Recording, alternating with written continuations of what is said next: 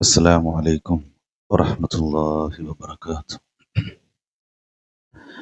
إن الحمد لله نحمده ونستعينه ونستغفره ونؤمن به ونتوكل عليه ونعوذ بالله من شرور أنفسنا ومن سيئات أعمالنا. من يهده الله فلا مضل له ومن يضلل فلا هادي له. وأشهد أن لا إله إلا الله وحده لا شريك له. وأشهد أن محمدا عبده ورسوله أرسله بالهدى ودين الحق ليظهره على الدين كله ولو كره المشركون. أعوذ بالله من الشيطان الرجيم.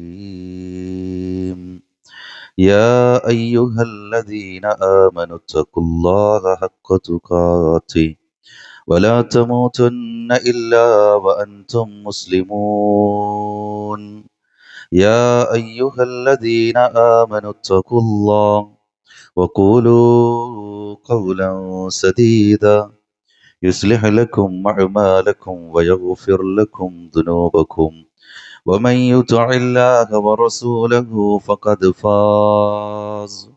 فقد فاز فوزا عظيما. اللهم صل على محمد وعلى آل محمد كما صليت على إبراهيم وعلى آل إبراهيم إنك حميد مجيد. اللهم بارك على محمد وعلى آل محمد كما باركت على إبراهيم وعلى آل إبراهيم إنك حميد مجيد.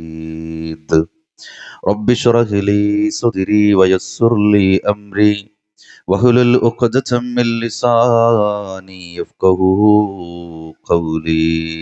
أما بعد فإن خير الكلام كلام الله وخير الحديث كتاب الله وخير الهدي هدي محمد صلى الله عليه وسلم وشر الأمور محدثاتها وكل محدثة بدعة وكل بدعة ضلالة وكل ضلالة في النار. സ്നേഹസമ്പന്നരായ സത്യവിശ്വാസി വിശ്വാസിനികളെ, പുൽപ്പറമ്പ് ശാഖയിലെയും തൊട്ടടുത്ത സമീപ ശാഖകളിലെയും ഇസ്ലാഹി പ്രവർത്തനത്തിലെ കാരണവന്മാരെ, പ്രവർത്തകരെ, ഏറെ തിരക്കുകൾ ഉണ്ടാകാൻ സാധ്യതയുള്ള ഒരു ഞായറാഴ്ച ദിവസത്തിൻ്റെ ഒരു സായാഹ്നത്തിലാണ് ഒരു വീടിൻ്റെ മുറ്റത്ത് ഏറെ സമാധാനത്തോടുകൂടി നമ്മൾ ഒത്തുചേർന്നിരിക്കുന്നത്. മറ്റൊന്നും പ്രതീക്ഷിച്ചല്ല, പടച്ച റബ്ബിന്റെ പ്രീതി മാത്രം ആഗ്രഹിച്ച നമ്മുടെ ഈ ഒത്തുചേരൽ സ്വാലിഹായ കർമ്മമായി രേഖപ്പെടുത്തി നാളെ ജന്നാത്തുൽ ഫിർദൗസിൽ നമ്മെ എത്തിക്കുന്ന അമലായി പടച്ച റബ്ബ് സ്വീകരിച്ച് അനുഗ്രഹിക്കുമാറാവട്ടെ. എനിക്ക് വലിയ സന്തോഷം തോന്നി ഇങ്ങോട്ട് കടന്നു വന്ന സമയത്ത്. എത്രയോ ഫാമിലി മീറ്റുകളിൽ സംബന്ധിക്കാൻ അൽഹംദുലില്ലാ ഭാഗ്യം ലഭിച്ചിട്ടുണ്ടെങ്കിലും യഥാർത്ഥത്തിൽ ഒരു ഫാമിലി മീറ്റ് എന്ന് മനസ്സുകൊണ്ട് ഇങ്ങനെ തോന്നിയത് ഇങ്ങോട്ട് കടന്നു വന്നപ്പോഴാണ്. യഥാർത്ഥത്തിൽ ഇങ്ങനെ ഒരു ശാഖ എനിക്ക് അത്ര പരിചയമല്ല. ഞാൻ ഈ നാട്ടുകാരനല്ലാത്തത് കൊണ്ട് തന്നെ ഞാൻ ഗൂഗിളിലും മാപ്പൊക്കെ ഇട്ട് ഇങ്ങനെ വരുന്ന സമയത്ത് ഇവിടുന്ന് ഇങ്ങനെ തിരിഞ്ഞപ്പോൾ ഞാനൊരു പള്ളി ആയിരിക്കും എന്നാണ് ഞാൻ കരുതിയത്. പക്ഷെ ഇവിടെ വന്നപ്പോൾ വലിയ സന്തോഷം തോന്നി. ഒരു കല്യാണത്തിൻ്റെ പ്രതീതി പോലെ ആളുകളൊക്കെ വളരെ സഹകരണത്തോടെ, സ്നേഹത്തോടെ, വളരെ നല്ല ഒരു സദസ്സായിട്ട് അത് മനസ്സിന് അനുഭവേദ്യമാവുകയാണ്. അള്ളാഹു സുബ്ഹാനഹു വ തആല ഇതിൻ്റെ പിറകിൽ പ്രവർത്തിച്ച, അതേപോലെ തങ്ങളുടെ വീടിന് മുമ്പിൽ ഇങ്ങനൊരു സംവിധാനം ഉണ്ടാവട്ടെ, അതിനു വേണ്ടി വീട് തന്നെ വിട്ടു നൽകിയ അവർക്കൊക്കെ പടച്ച റബ്ബ് സ്വർഗം നൽകി അനുഗ്രഹിക്കുമാറാവട്ടെ. പ്രിയപ്പെട്ടവരെ, പടച്ച റബ്ബ് ഒരുപാട് അനുഗ്രഹങ്ങൾ നമുക്ക് നൽകി. എണ്ണിയെടുക്കാൻ കഴിയാത്ത, എണ്ണി തിട്ടപ്പെടുത്താൻ കഴിയാത്ത ഒട്ടനവധി അനുഗ്രഹങ്ങൾ പടച്ച റബ്ബ് നമുക്ക് നൽകി. ഞാൻ എൻ്റെ ഒരു അനുഭവം ഇങ്ങനെ നിങ്ങൾക്കിടയിലേക്ക് പകർന്ന് വിഷയത്തിലേക്ക് പ്രവേശിക്കാം. ഞാനൊരു 5:45 വരെ ഇൻഷാല്ലാ ഞാൻ എൻ്റെ സംസാരത്തെ ഇങ്ങനെ കൊണ്ടുപോകാം. ഞാൻ ഹുത്തുബക്ക് വേണ്ടിയിട്ട് പോകാൻ കോഴിക്കോട് റെയിൽവേ സ്റ്റേഷനിൽ ട്രെയിന് കാത്തു നിൽക്കുകയാണ്. ട്രെയിൻ അന്ന് ഒരു അരമണിക്കൂർ വൈകിയാണ് ഓടുന്നത്. അപ്പോൾ ഞാനിങ്ങനെ വെയിറ്റ് ചെയ്തിരിക്കുകയാണ്. എൻ്റെ തൊട്ട് മുന്നിലെ ചെയറിൽ ആരൊക്കെയോ ഇരിക്കുന്നുണ്ട്, അപ്പോൾ ശ്രദ്ധിച്ചിട്ടില്ല.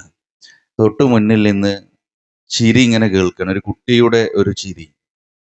അപ്പൊ ഞാൻ ആദ്യമൊന്നും മൈൻഡ് ചെയ്തില്ല. ഒരു അസാധാരണമായി അല്ലെങ്കിൽ ഒരു അസ്വാഭാവികമായി ആ ചിരിയെ എനിക്കിങ്ങനെ തോന്നിയപ്പോൾ ഞാൻ നോക്കുമ്പോൾ നമ്മുടെയൊക്കെ ഒരു ഹൈസ്കൂളിലൊക്കെ പഠിക്കുന്ന പ്രായം തോന്നുന്ന ഒരു ചെറിയ കുട്ടി, അവന് ചിരിക്കാണ്. പക്ഷെ ആ ചിരിയിൽ ഒരു അസ്വാഭാവികത, സാധാരണ കുട്ടികൾ ചിരിക്കുന്ന പോലെ അല്ല എനിക്ക് തോന്നി.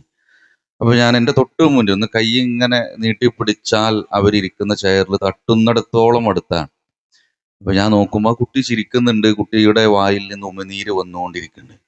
അത് കണ്ടപ്പോൾ എനിക്ക് മനസ്സിലായി എന്തോ ഒരു മാനസിക പ്രയാസമുള്ള കുട്ടിയാണ്. ആ കുട്ടിയുടെ ചിരി ഇങ്ങനെ വർദ്ധിച്ചുകൊണ്ടിരിക്കുക, സൗണ്ട് ശൈലിയൊക്കെ മാറുമ്പോൾ ആളുകളൊക്കെ ഇങ്ങനെ അവരെ ശ്രദ്ധിക്കുന്നുണ്ട്. അപ്പൊ കുട്ടിയുടെ അമ്മ കൂടെയുണ്ട്. അമ്മ ആളുകൾ ശ്രദ്ധിക്കുന്നു എന്നത് കണ്ടതുകൊണ്ടായിരിക്കണം ആ കുട്ടിയെ ഒന്നിങ്ങനെ അണച്ചു പിടിക്കാൻ വേണ്ടി ശ്രമിക്കുകയാണ്. ചിരി കുട്ടി അവസാനിപ്പിച്ചിരുന്നെങ്കിൽ എന്ന് ആ അമ്മ ആഗ്രഹിക്കുന്നുണ്ടാവും. അപ്പോ ഞാൻ അവരെ ഇങ്ങനെ പ്രത്യേകിച്ച് നോക്കുന്നൊന്നുമില്ല, എന്നാൽ പോലും എൻ്റെ തൊട്ടു മുന്നിലായതുകൊണ്ട് എനിക്ക് ആ ചലനങ്ങൾ അവരെ നോക്കാതെ തന്നെ ഇങ്ങനെ കാണാൻ കഴിയും. ആ കുട്ടിയെ അമ്മ ഇങ്ങനെ ചേർത്ത് പിടിച്ചപ്പോ ആ കുട്ടി അമ്മയുടെ കഴുത്തിന് പിടിച്ചു. ആ കുട്ടിയെ ആ ചിരിക്കുന്നതിൽ നിന്ന് തടയാൻ ആ കുട്ടിക്ക് അത് ഇഷ്ടപ്പെട്ടില്ല. ആ കുട്ടി അമ്മയുടെ കഴുത്തിന് പിടിച്ച ആ പിടുത്തം വിടുവിക്കാൻ അമ്മ എന്ത് ചെയ്തേ, കുട്ടിനെ ഇങ്ങനെ നീക്കിയിട്ട് ആ ചെയറിന്റെ ഏറ്റവും ഒരു സ്ഥലത്തേക്ക് മാറി നിന്നു, ഇങ്ങനെ നീങ്ങിയിരുന്നു. അപ്പൊ കുട്ടി നോർമലായി. അവൻ ചിരിക്കരുത് എന്നോ അവന്റെ ചിരിയിൽ നിന്ന് പിന്തിരിപ്പിക്കാനോ ശ്രമിക്കരുത് എന്ന അർത്ഥത്തിലായിരിക്കണം ആ അമ്മ വളരെ പ്രയാസത്തോടു കൂടി അവിടെ നിന്നു. ഞാൻ എണീറ്റ് പോയതൊന്നുമില്ല, അവിടെ നിന്ന് ഞാൻ എണീറ്റ് പോയ അവർക്ക് വിഷമായാലോ എന്ന് കരുതിയിട്ട് ഞാൻ അപ്പോൾ ആലോചിച്ചെന്തറിയാം, എൻ്റെ മോളെ പറ്റിയാണ് ഞാൻ ആലോചിച്ചത്. നമ്മളൊക്കെ ഒന്ന് ആലോചിച്ചു, പടച്ച റബ്ബ് നമ്മുടെ മക്കൾക്കൊക്കെ തന്ന അനുഗ്രഹത്തെ പറ്റി ആലോചിച്ചു. പരീക്ഷണമായിരിക്കാം ചിലപ്പോൾ ഈ സംസാരം കേൾക്കുന്ന ആളുകളടക്കം അങ്ങനെ മക്കളുടെ വിഷയത്തിൽ ഇങ്ങനെ ചെറിയ പ്രയാസങ്ങളുള്ള, ഓട്ടിസം ബാധിച്ച അതല്ലാത്ത മറ്റു പ്രയാസങ്ങളുള്ള മക്കളൊക്കെ ഉണ്ടാവാം. അതൊക്കെ നമ്മുടെ സ്വർഗത്തിന് കാരണമാകുന്നു എന്നാണ്. പക്ഷേ നമ്മുടെ മക്കൾക്ക് റബ്ബ് ഒരു പ്രശ്നമില്ല, ഒരു പ്രയാസവും ഇല്ലാതെ നമ്മുടെ മുന്നിലൂടെ ഓടിച്ചാടി നടക്കുന്ന നമ്മുടെ മക്കളെ കാണുമ്പോൾ പ്രിയപ്പെട്ടവരെ, അള്ളാഹു സുബ്ഹാനഹു വ തആല തന്ന അനുഗ്രഹത്തെക്കുറിച്ച് നമ്മൾ ചിന്തിക്കണം. ഞാനൊരു പേപ്പർ എടുത്തിട്ട് എല്ലാവർക്കും തരാണ്, നിങ്ങൾക്ക് അള്ളാഹു തന്ന അനുഗ്രഹങ്ങൾ നിങ്ങൾ എഴുതിയിട്ട് എനിക്ക് തിരിച്ചു തരണം എന്ന് പറഞ്ഞാൽ 10 മിനിറ്റ് കഴിഞ്ഞ് ഞങ്ങൾ ചോദിക്കും ഒരു പേപ്പർ കൂടി തരുമോ. അതിനു മാത്രം അനുഗ്രഹങ്ങൾ പടച്ച റബ്ബ് നമുക്ക് തന്നിട്ടുണ്ട് എന്നാണ് വിശുദ്ധ ഖുർആൻ അതിനെങ്ങനെ സത്യപ്പെടുത്തുന്നത് കാണാൻ കഴിയും. വഇൻ തഉദ്ദുഹു നിഅമതല്ലാഹി ലാ തുഹ്സുഹൂഹാ, അള്ളാഹുവിന്റെ അനുഗ്രഹങ്ങൾ എണ്ണി ചിട്ടപ്പെടുത്തുകയെങ്കിൽ ലാ തുഹ്സുഹൂഹാ, നിങ്ങൾക്കത് എണ്ണിത്തിട്ടപ്പെടുത്തുക സാധ്യമേയല്ല. അള്ളാഹു പറയാൻ, അള്ളാഹു നമുക്ക് തന്ന അനുഗ്രഹങ്ങൾ നമ്മൾ ഇരുന്നൊന്ന് ആലോചിക്കാനും എണ്ണി തിട്ടപ്പെടുത്താനും ശ്രമിച്ചാൽ കഴിയൂല.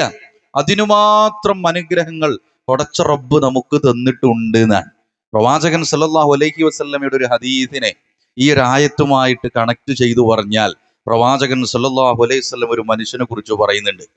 ആ മനുഷ്യന്റെ പ്രത്യേകതകൾ 3 എണ്ണി പറയുന്നു.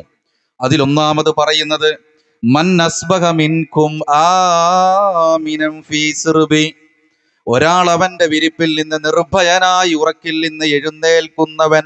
രാവിലെ ഉറക്കിൽ നിന്ന് എഴുന്നേറ്റ അവസ്ഥ, നമ്മളൊക്കെ ഒന്ന് ഉറക്കിൽ നിന്ന് എഴുന്നേറ്റവരാണല്ലോ, ആ അവസ്ഥയെ പറ്റി ആലോചിച്ചു നോക്കൂ. നിർഭയരായിട്ടാണോ എഴുന്നേറ്റത്? അതല്ല എന്തോ ഭീതിജനകമായ ഒരു അന്തരീക്ഷത്തിലാണോ, വല്ല പേടിയോടുകൂടിയാണോ ഞാൻ ഇന്ന് എഴുന്നേറ്റതെന്ന് ആലോചിച്ച് നോക്കൂ. ഒരു പേടി നമുക്ക് ഉണ്ടാവില്ല.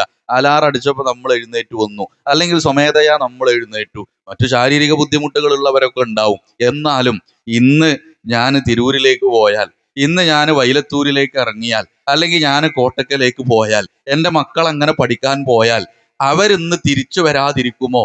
വല്ല ബോംബും വന്ന് അവരെ വിഴുങ്ങിക്കളയുമോ? വല്ല തോക്കിന്റെ കാഞ്ചിയിൽ ആ പോയിന്റിൽ വെച്ച് എൻ്റെ ഭർത്താവിനെ വല്ലവരും കാച്ചിക്കളയുമോ? ഈ പേടിയൊന്നും ഇന്ന് നമുക്കില്ല. നിർഭയരായി ഉറക്കിൽ നിന്ന് എഴുന്നേൽക്കുന്നു നമ്മൾ. ആ മനുഷ്യന്റെ രണ്ടാമത്തെ ഒരു പ്രത്യേകതയായിട്ട് റസൂലുള്ളാഹി സ്വല്ലല്ലാഹു അലൈഹി വസല്ലം പറയാൻ, മുആഫൻ ഫീ ജസദി, അവന്റെ ശരീരത്തിന് ആഫിയത്തുണ്ട്. ശരീരം ഇടങ്ങറൊക്കെ ഉണ്ട്, ഇരുന്ന ഊരവേദനയാണ്, നിന്ന് നിസ്കരിക്കാൻ കഴിയണില്ല, നടന്ന മുട്ടുവേദനയാണ്, സ്റ്റെപ്പ് കയറാൻ കഴിയണില്ല, അതൊക്കെ ശരി. എന്നാലും മഹല്ലിൽ ഒരു പ്രോഗ്രാം ഉണ്ട് എന്ന് പറഞ്ഞാൽ അവിടെ കസേരയിൽ വന്നിരിക്കാനുള്ള തോക്കത്ത് റബ്ബ് തന്നു. ഉറക്കിൽ നിന്ന് രാവിലെ എണീറ്റാൽ എന്നെ ഒന്ന് ടോയ്ലറ്റിലേക്ക് കൊണ്ടുപോകൂ എന്ന് വേറെ ആരോടും പറയാതെ സ്വന്തം നിലക്ക് പ്രാഥമിക കർമ്മങ്ങൾ നിർവഹിക്കാനുള്ള തൗഫീക്ക് പടച്ച റബ്ബ് നൽകി. ആഫിയത്തുണ്ട്. മൂന്നാമതായിട്ട് റസൂലുള്ളാഹി സ്വല്ലല്ലാഹു അലൈഹി വസല്ലം പറയാൻ, ഇൻദഹു ഖൂതു യൗമി, ഒരു ദിവസത്തേക്കുള്ള ഭക്ഷണം അവന്റെ പക്കലുണ്ടെങ്കിൽ, ഒരു ദിവസത്തേക്കുള്ള ഭക്ഷണം എന്നാ പറഞ്ഞേ. ഇവിടെ ഇരുന്നിട്ടുണ്ട് ആലോചിച്ചു, നമ്മളെ സ്റ്റോർ റൂമുകൾ ചിന്ത കൊണ്ടുപോയിക്കോളെ. ഒരു ദിവസത്തേക്കുള്ള ഭക്ഷണം ഒരാളെ പക്കലുണ്ടെങ്കിൽ, നമ്മളൊക്കെ സ്റ്റോർ റൂമിൽ എത്ര ആഴ്ചത്തേക്കുള്ള അരിയാണ്. നമ്മുടെ ഫ്രിഡ്ജിൽ മാത്രം തുറന്നു നോക്കിയാൽ ചിലപ്പോ വേറെ ഒന്നും വാങ്ങിയില്ലെങ്കിൽ ഒരു 3-4 ദിവസം അഡ്ജസ്റ്റ് ചെയ്യാനുള്ള ചിലപ്പോ എന്തെങ്കിലുമൊക്കെ അതിലുണ്ടാകും. ഇങ്ങനെ ആർക്കെങ്കിലും ഉണ്ടായാൽ നിർഭയനായി ഉറക്കിൽ നിന്ന് എഴുന്നേൽക്കുന്നു, ശരീരത്തിന് ആഫിയത്തുണ്ട്, ഒരു നേരത്തെ ഭക്ഷണത്തിനുള്ള വക അവന്റെ അടുക്കൽ ഉണ്ടെങ്കിൽ, പ്രവാചകൻ സല്ലല്ലാഹു അലൈഹി വസല്ലമ പറഞ്ഞത് എന്തെന്നറിയോ? ദുനിയാവ് മുഴുവൻ കിട്ടിയവനെ പോലെയാണവൻ. ദുനിയാവ് മുഴുവൻ കിട്ടി, ദുനിയാവ് മുഴുവൻ കിട്ടി, ഒരു നേരത്തെ ഭക്ഷണത്തിനുള്ള വക ഉണ്ടെങ്കിൽ. അതുമില്ലാത്ത ആളുകൾ ഉണ്ട് എന്നാണ് നമ്മൾ കാണാറുണ്ട്. ഫിലിസ്തീനിന്റെ ചില കാഴ്ചകളൊക്കെ നമ്മുടെ ഫോണിലും വാട്സപ്പിലും സ്റ്റാറ്റസിലൊക്കെ ഇങ്ങനെ കാണുമ്പോൾ നമ്മൾ ഒരുപാട് വേദനിക്കുന്നുണ്ട്. ഞാൻ ആ കാഴ്ചകളിലേക്ക് പോവുകയല്ല. നമ്മൾ പല വ്യത്യസ്ത രൂപത്തിലെ കാഴ്ചകൾ നമ്മൾ കണ്ടിട്ടുണ്ട്. ഒരു നേരത്തെ ഭക്ഷണത്തിന് വേണ്ടി നീണ്ട ക്യൂ നിൽക്കുന്ന പിഞ്ചോമന പൈതങ്ങളെ നമ്മൾ കണ്ടിട്ടുണ്ട്.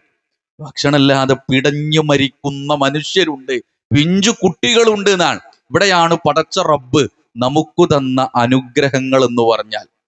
എന്തൊക്കെ അനുഗ്രഹങ്ങൾ അതൊന്നേ. ഇന്ന് നമ്മൾ ഈ പ്രോഗ്രാമിന് വരുമ്പോ നമ്മൾ ആലോചിച്ചിട്ടുണ്ടാവുക, ഞാൻ ഏത് ചെരുപ്പിട്ടിട്ട് വരുന്നതാണ്, ഏത് ചെരുപ്പ് ഞാനിടും, ഏത് ഷൂസ് ഞാനിടും, ഏത് കളറ് ഷാള് ഞാൻ ചുറ്റുമെന്ന കൺഫ്യൂഷൻ ഉണ്ടായവരുണ്ടാവും. പള്ളിക്ക് പോയപ്പോൾ ഇന്നതാ ചുറ്റിയത്, അപ്പൊ ഇനി പ്രോഗ്രാമിന് പോകുമ്പോൾ അത് വേണ്ട. ഏത് തുണി ഞാൻ എടുക്കുമെന്ന് ആലോചിക്കുന്നവരുണ്ട്. നമുക്കൊക്കെയുള്ള സൗകര്യങ്ങളൊക്കെ പ്രിയപ്പെട്ടവരെ, ഒരു 10-30 കൊല്ലത്തെ മുമ്പത്തെ അവസ്ഥ എടുത്തു നോക്കിയാൽ ഇന്ന് വലിയ വലിയ സൗകര്യങ്ങൾ ഉണ്ടായി, വലിയ വലിയ വലിയ സാഹചര്യങ്ങൾ ഉണ്ടായി. കൺചിമ്മി തുറക്കുന്നതിനിടയിൽ ടെക്നോളജികൾ മാറിക്കഴിഞ്ഞു അല്ലേ? പണ്ടൊക്കെ ഉംറക്കും ഹജ്ജിനൊക്കെ പോവാന്ന് പറഞ്ഞാൽ പഴയ ആളുകൾക്കൊക്കെ അറിയാം, പിന്നെ ഇങ്ങോട്ട് വരുമോന്ന് അറിയില്ല, എല്ലാം തീർത്തിട്ടാ പോവാ. അന്നുള്ളതാണ് എല്ലാരെയും കണ്ട് പറഞ്ഞു പോവുക. ഇന്നിപ്പോ ജസ്റ്റ് ഒരു ഫാമിലി ഗ്രൂപ്പിൽ ഒരു വോയിസ് അയച്ചാൽ മതി. ആലോചിച്ച് നോക്കൂ, അന്ന് ഹജ്ജിന് പോയാൽ തിരിച്ചു വരുമെന്ന് പോലും അറിയില്ല. ഇന്ന് ഈ ഹജ്ജിന് പോയ ആള് ജിദ്ദ എയർപോർട്ടിൽ ഇറങ്ങിയാലും നമ്മൾ ചിലപ്പോൾ വീട്ടിലെത്തൂല. ഞങ്ങളെ നാടിനൊക്കെ വെച്ച് കമ്പയർ ചെയ്താൽ ആ ഗട്ടറൊക്കെ ചാടി ദൂരൊക്കെ ചാടി വീട്ടിലെത്തുന്നതിന് മുമ്പ് അയാൾ അവിടെ ജിദ്ദയിൽ ഇറങ്ങിയിട്ടുണ്ടാവും. അവിടെ വല്യപ്പാന്റെ വാട്സപ്പിലുള്ള മെസ്സേജ് വന്നിട്ടുണ്ടാവും. സംവിധാനങ്ങളും സൗകര്യങ്ങളും മാറി. നേരിൽ കണ്ടുകൊണ്ട് സംസാരിക്കാൻ സംവിധാനങ്ങൾ ഉണ്ടായി. ഞൊടിയിടയിൽ വാർത്തകൾ എത്തിക്കാൻ സൗകര്യങ്ങൾ ഉണ്ടായി. ഒരുപാട് സൗകര്യങ്ങൾ എന്തൊക്കെയാണ് എടുത്തു നോക്കൂ. എണ്ണി തിട്ടപ്പെടുത്താൻ കഴിയാത്ത സംവിധാനങ്ങളും ഭൗതിക സുഖ സൗകര്യങ്ങളും ഉണ്ട്. നമ്മുടെ പള്ളികളൊക്കെ എന്തൊക്കെ ഹൈറിലുള്ള ഓരോ പള്ളിയൊക്കെ എടുത്തു നോക്കി. റസൂലുള്ളാഹി സ്വല്ലല്ലാഹു അലൈഹി വസല്ലമയുടെ പള്ളി എങ്ങനെയായിരുന്നു എന്ന് ആലോചിച്ച് നോക്കൂ. ഹദീസുകളിൽ നമുക്ക് കാണാൻ കഴിയും. ഇപ്പൊ ഈ രൂപത്തിൽ ഭൗതിക സുഖ സൗകര്യങ്ങൾ വർദ്ധിച്ചു, ശരി. പക്ഷെ നമുക്ക് ചിലതൊക്കെ നഷ്ടമായി, നമുക്ക് ചിലതൊക്കെ നഷ്ടപ്പെട്ടു. സുഖങ്ങൾ കൂടി, സൗകര്യങ്ങൾ ഉണ്ടായി, സംവിധാനങ്ങളെല്ലാം നമുക്ക് അനുകൂലമായി വന്നു.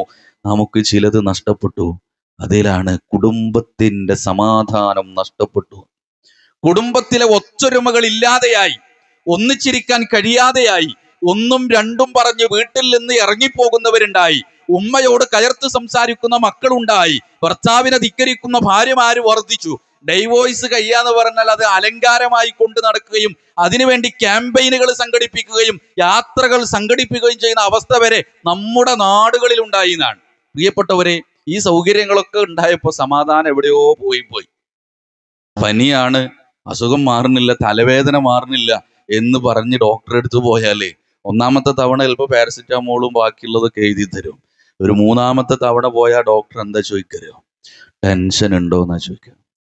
ടെൻഷൻ ഉണ്ടോന്നാണ്. ചിന്തകൾ, ചില മാനസിക പ്രയാസങ്ങൾ ശരീരത്തെ ബാധിക്കുന്ന തരത്തിലേക്ക് മാറുന്നു എന്നാണ്. എന്നാലോ എല്ലാ സൗകര്യം ഉണ്ട്. ഈ ടെൻഷനാന്ന് പറഞ്ഞു പോയ കാക്കാന്റെ വീട്ടില് കാർ പോർച്ചില് ഒരു ബൈക്കും കാറും നിർത്തിടാനും സൈഡിൽ വേറൊരു കാറ് കൊണ്ടുവന്നിടാനുള്ള സൗകര്യം വരുന്നുണ്ട്. ഒരു നിലക്കൊരു പ്രയാസമല്ല. പക്ഷേ മാനസിക പ്രയാസങ്ങളുണ്ട്. ഇത് എങ്ങനെ പരിഹരിക്കാൻ കഴിയുന്നതാണ്? എന്തുകൊണ്ട് കേരളക്കരയിലെ 2000-ലധികം വരുന്ന ശാഖകളിൽ പവിത്രമാണ് കുടുംബം, പരിശുദ്ധമാണ് ബന്ധങ്ങൾ എന്ന തലക്കെട്ടിൽ ഇതേപോലെ ഒന്നിച്ചിരിക്കുന്നത് എന്തുകൊണ്ട്? മറ്റൊരു നേട്ടവും പ്രതീക്ഷിക്കാനില്ല. കുടുംബത്തിൽ ഒത്തൊരുമകൾ ചോർന്നു പോകുന്നു. അതിനെ എങ്ങനെ തിരിച്ചു കൊണ്ടുവരാൻ കഴിയുന്നത് കൃത്യമായ പഠന വിധേയമാക്കി തയ്യാറാക്കിയ ശീർഷകമാണ്. പ്രിയപ്പെട്ടവരെ, ഞാനൊരു 4-5 കാര്യങ്ങളിലൂടെ, പോയിന്റുകളിലൂടെ ഇങ്ങനെ കടന്നുപോകും. നമ്മുടെ കുടുംബത്തിലേക്ക് എങ്ങനെ സമാധാനം കൊണ്ടുവരാം. അതിലൊന്നാമത്തെ പോയിന്റ് എന്തറിയോ?